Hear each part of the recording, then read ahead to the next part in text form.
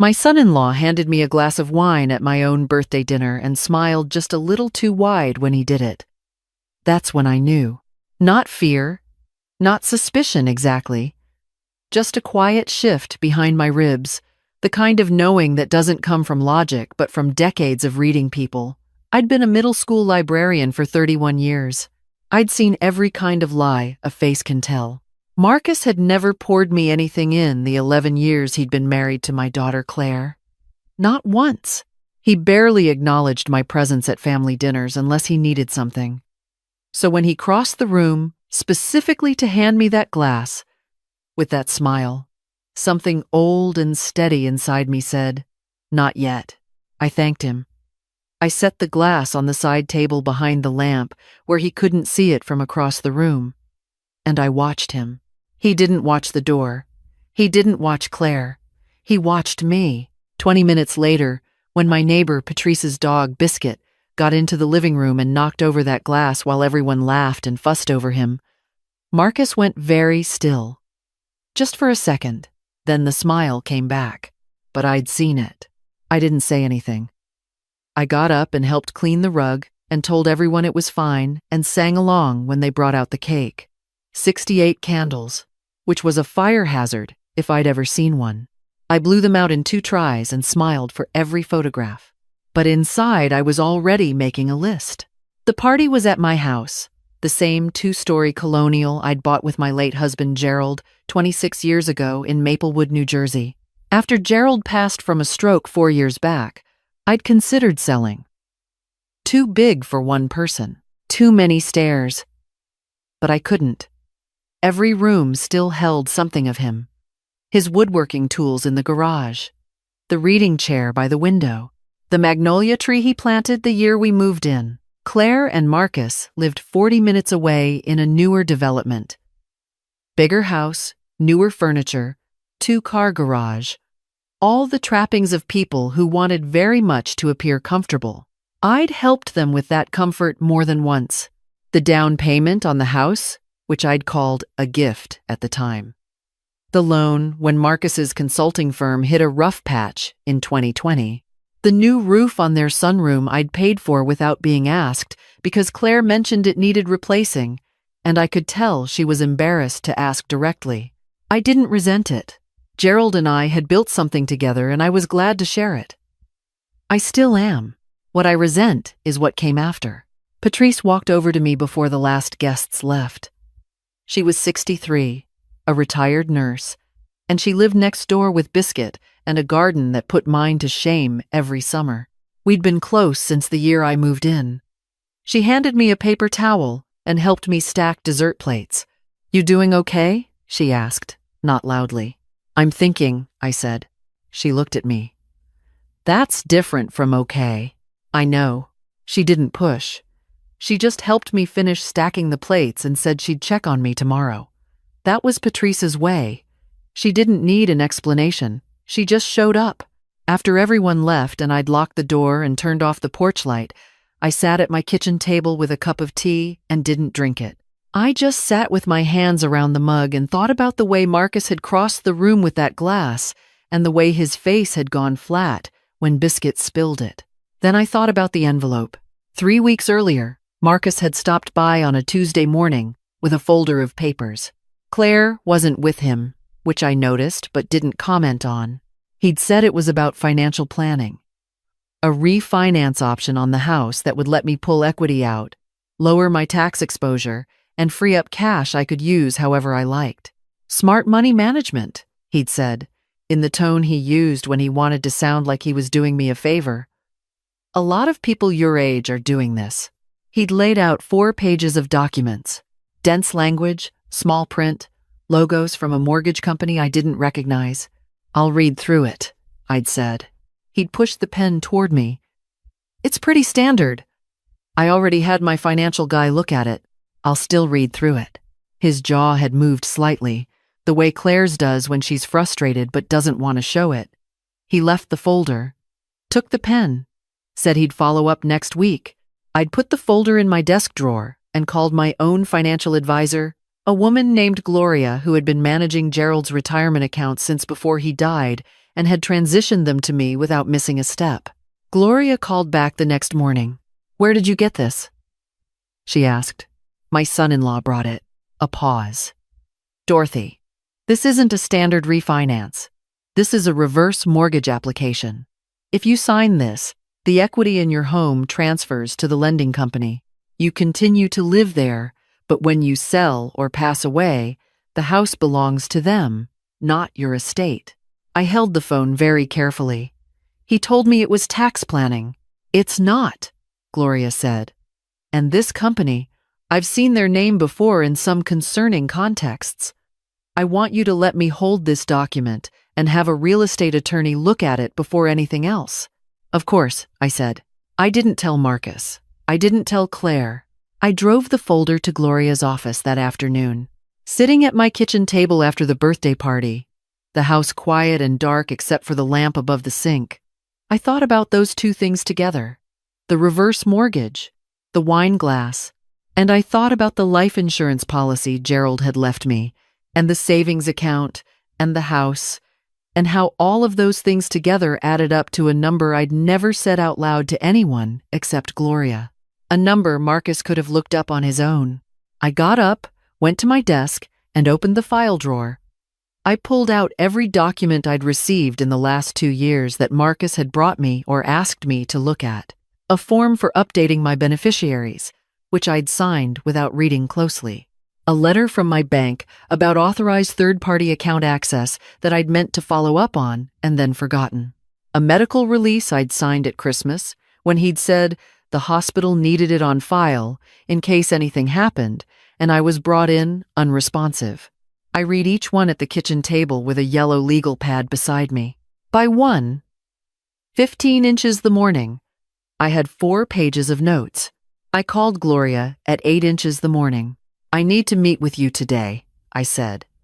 "Not about the mortgage, about everything." She fit me in at 11. I walked in with the folder and my 4 pages of notes. She read through them without interrupting me. "The bank form," she said. "The one for third-party access. Do you remember when you signed this?" "About 14 months ago. Marcus said it was for an emergency contact arrangement in case I was hospitalized." "It's not that," she said. "It's an authorization for read-only access to your primary checking account.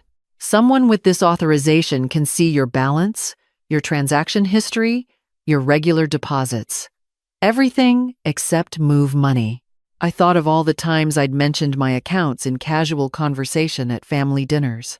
How once Marcus had asked what my monthly expenses looked like, and I'd given him a rough number and he'd nodded thoughtfully. He'd been mapping me. "What do I do?" I asked. Gloria didn't hesitate. "First, revoke that authorization today. I'll send the request directly to the bank. Second, I want you to change your account passwords and your online banking PIN. Third, don't sign anything else until we've looked at it together. And Dorothy, I think you should talk to an attorney about the beneficiary form you updated." "Why?" She showed me the form again, pointed to a clause I hadn't noticed. It was a standard beneficiary update, except for one line near the bottom that listed a secondary designee for financial accounts in the event of incapacitation. Not Claire. Marcus. The attorney's name was Robert Chen. He had an office downtown above a dry cleaning shop and a straightforward manner that reminded me of Gerald, which made me trust him immediately. I explained everything from the beginning and laid the documents on his desk in the order I'd received them. He read quietly for 15 minutes. "Mrs. Fletcher," he said, "I want to ask you something directly. Do you believe your son-in-law has been deliberately building a framework to gain financial control over your estate?" "Yes," I said. "I do." He nodded slowly. "Based on what's here, I think that's a reasonable conclusion.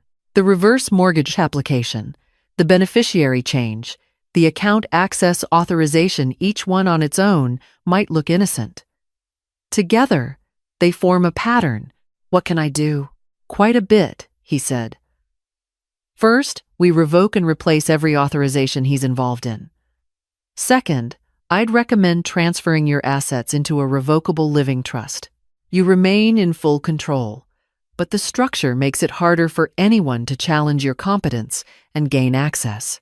Third, and I want to say this gently, we should talk about the birthday party incident. I hadn't told him about the wine. I'd only mentioned that something had happened that made me decide to act. He must have read it in my face. I told him about the glass, the smile, the way Marcus's expression had gone flat when it spilled. Robert was quiet for a moment. "I can't tell you what was in that glass," he said carefully. "No one can without a sample, but the timing, combined with the documents, suggests he was preparing for a moment when you might appear incapacitated or confused. A moment he could use. Yes, prove I wasn't competent to manage my own affairs, and step in as the authorized party," he said. With the beneficiary change and the account access in place, he would have had significant leverage. I looked out the window at the street below. A woman was walking a small dog. The tree outside was bare. November, all the way down to the roots. "Let's start the paperwork," I said. I didn't hear from Claire for 5 days after the birthday party, which was unusual. She usually called every few days. When she finally called on a Thursday evening, her voice was careful in a way that told me she'd rehearsed something. "Marcus mentioned you've been asking questions about the house," she said. "I've been doing some financial planning," I said. "Nothing to worry about." A pause. "He said you seemed confused about the refinance option, that you didn't fully understand what you'd signed." I felt something steady and cold move through me. "Right. But the conversation you two had? I understood the conversation perfectly," I said. "I had my financial advisor review the documents. She had concerns. I've been addressing them." Another pause, longer this time. "Mom, Marcus is just trying to help. He has a lot of expertise in this area. I know you believe that. What does that mean?" "It means I love you and I'm handling things," I said. "I'll talk to you soon." I hung up and sat very still. The thing about Claire was that I wasn't certain how much she knew. She was 41 years old, and she had her father's tendency to trust the person standing closest to her. She'd always deferred to Marcus on financial matters, let him handle the accounts, nodded along when he talked about investments and strategies. It was possible she had no idea what he'd been building, or it was possible she did. I didn't know yet. And until I did, I needed to be careful. Patrice came over Saturday morning with coffee and a pan of banana bread she said she'd made too much of. We sat at the kitchen table, and she watched me in that quiet way she had. "Tell me," she said. I did, all of it. The documents, the attorney, the wine glass, the phone call with Claire. Patrice listened without interrupting. When I finished, she wrapped her hands around her coffee mug and looked at the table. "You know what I saw in the ER for 20 years?" she said. "Elderly patients who came in disoriented, alone, with family members hovering nearby asking about discharge plans before the patient was even stable." She looked up. "I reported 3 cases to Adult Protective Services in my last 5 years. All of them had a family member with POA or financial access. Did any of them get help? 2 of them?" she said. "Because someone made a record before anything happened. That afternoon, I drove to the police department and asked to speak with someone about filing a protective statement. I didn't call it attempted poisoning. I didn't call it fraud. I simply told the officer, a woman named Detective Reyes, that I was a senior citizen who had identified a pattern of potential financial exploitation by a family member, and that I had reason to believe an incident had occurred at a family gathering involving my food or drink, though I had no physical evidence." She took notes. She asked calm, thorough questions. She told me this was exactly the kind of situation protective records were meant for. "If anything escalates," she said, "this file means we have context." "That's what I want," I said. Context. I changed the locks on a Tuesday. I asked Patrice to hold a spare key. I told my bank to require in-person identity verification For any account changes, no phone or online amendments.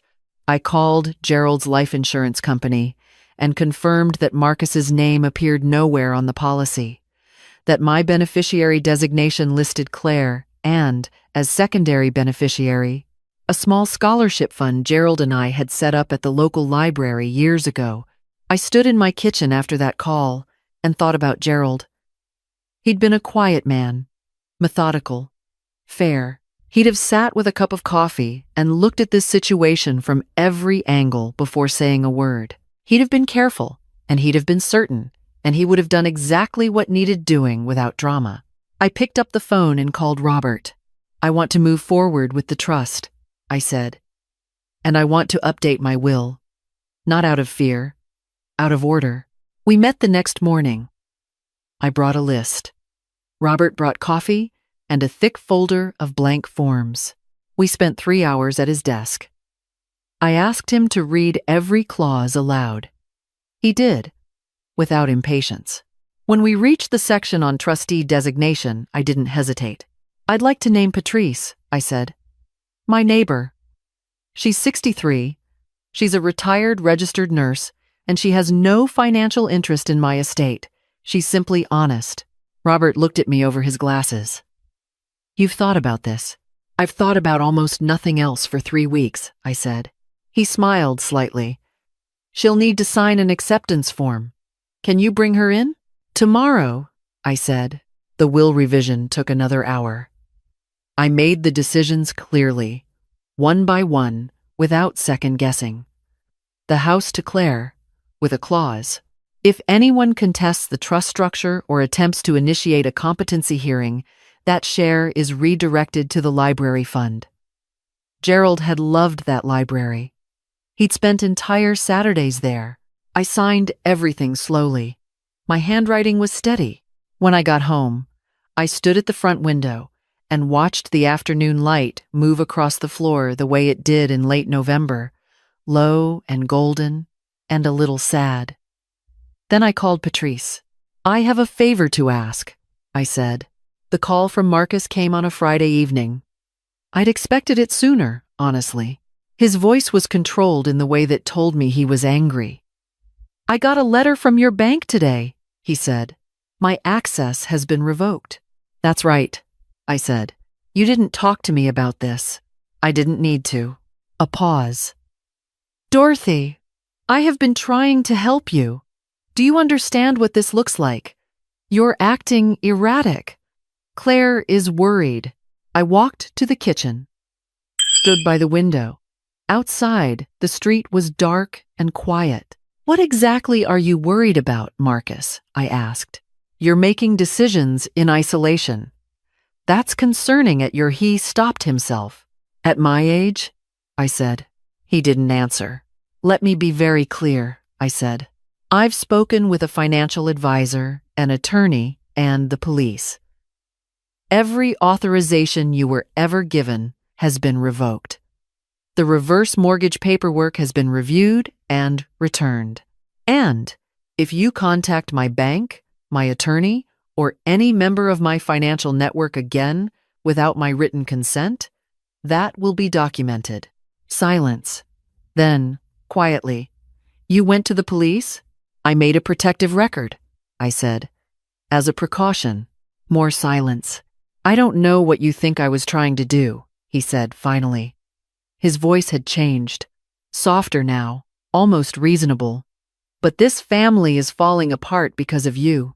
No, I said. It's falling apart because of what you were building when you thought I wasn't paying attention. I was always paying attention, Marcus. I just trusted the wrong person. He hung up. I put the kettle on. Claire came to the house 3 days later.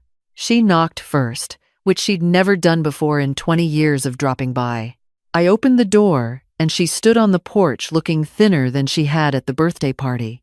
Her hair pulled back, her eyes doing the thing they'd done since she was a teenager when she was trying not to cry. Can I come in? She asked. Of course, I said. We sat at the kitchen table. She wrapped her hands around the mug I set in front of her and looked at it for a long time. I want to know what's happening, she said. The real version. not Marcus's version. I looked at my daughter. I'd carried her home from the hospital in a yellow blanket. I'd sat beside her bed every night she was sick, every night she was scared. I'd danced with her in this kitchen to Patsy Cline songs when she was 7 years old and didn't care about anything except whether I'd stay. "How much do you know?" I asked. She shook her head. "I knew about the house refinance. He told me it would help your tax situation." I didn't ask enough questions. She paused. I didn't want to ask questions. Why not? Her jaw tightened.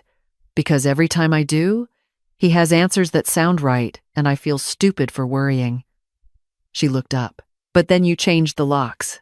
And I thought, my mother doesn't change locks without a reason. "Your mother doesn't do anything without a reason," I said. A small, wet sound that was almost a laugh.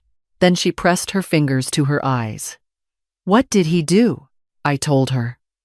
"Not everything, not the wine glass, not yet, but the documents.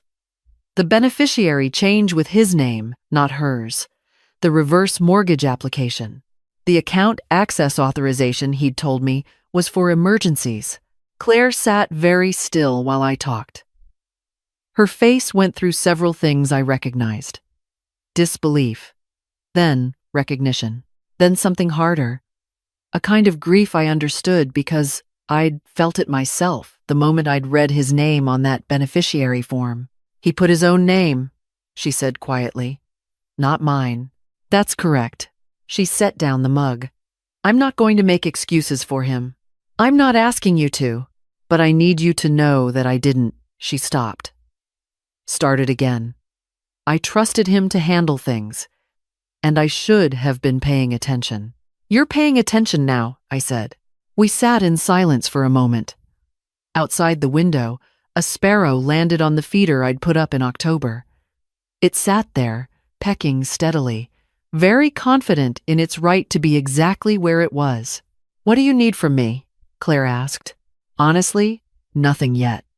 Let me finish what I've started. Then we'll figure out the rest together." She nodded slowly. "That's your decision," I said. "Not mine." She looked out the window at the bird. "I've been thinking about that since the day you changed the locks. Robert called on a Monday to tell me everything was finalized. The trust was active. The will was updated and filed. The protective record at the police department had been noted by an investigator in the financial crimes unit who wanted to speak with me informally. No pressure, just a conversation. I met with her the following Thursday. Her name was Sergeant Alvarez, and she had the manner of someone who had heard a great many difficult stories and taken every one of them seriously. She asked precise questions. I answered all of them. I showed her the documents I'd brought. "Based on what you're describing," she said, "we have enough to open a preliminary inquiry into potential elder financial exploitation. That's not a charge, and it may not result in charges, but it means we're watching." "That's all I wanted," I said. "Can I ask you something?" she said. "Of course. Why did you wait? Most people in your situation either don't notice or don't act for much longer." I thought about it. "The wine glass?" I said. "The birthday party." He handed it to me himself, crossed the room to do it. Marcus never did anything without a reason. And the reason he'd give me something special, on my birthday, when he'd never poured me so much as a glass of water in 11 years, that didn't add up. She looked at me. "Good instinct. 31 years as a school librarian," I said. "You learn to recognize when a story doesn't fit." The first week of December was cold and clear. I raked the last of the leaves from under the magnolia and stacked them in paper bags by the curb. Patrice came out and helped, and we worked side by side without talking much. Biscuit sat on her porch and watched us with great seriousness. "Thank you for agreeing to be trustee," I said. "You don't have to thank me," she said. "I know. I want to." She raked a moment longer. "Gerald would be proud of you." I didn't answer right away. I looked at the bare tree, the shape of it against the gray sky, the branches he'd planted and trained and watched grow for 2 decades. I think he'd say I should have read the documents closer, I said. Patrice laughed. It was a good laugh, the real kind. He'd also say, you handled it exactly right when it mattered. The car appeared in my driveway twice that first week of December. A dark SUV I didn't recognize, parked for 10 or 15 minutes and then gone. I wrote down the times in a small notebook.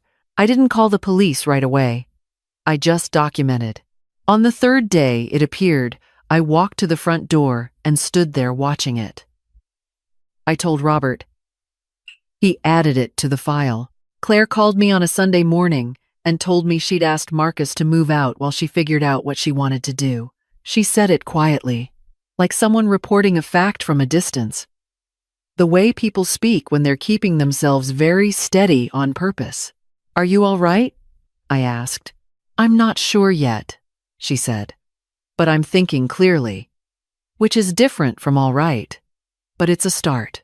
Yes, I said. It is, Mom. I want to say, I'm sorry. You don't have to. I do, she said. I put convenience over paying attention. I let him manage everything because it was easier, and you almost paid for that. I thought for a moment before I spoke. You're my daughter, I said. And whatever happens with Marcus, whatever you decide, that doesn't change. What I built, what your father and I built it for you, not to be protected from you. I just needed to make sure it stayed ours. She was quiet for a long time. Then, can I come over for dinner this week? Tuesday, I said. I'll make the chicken and rice. She exhaled. Okay, Tuesday. I didn't stop being careful.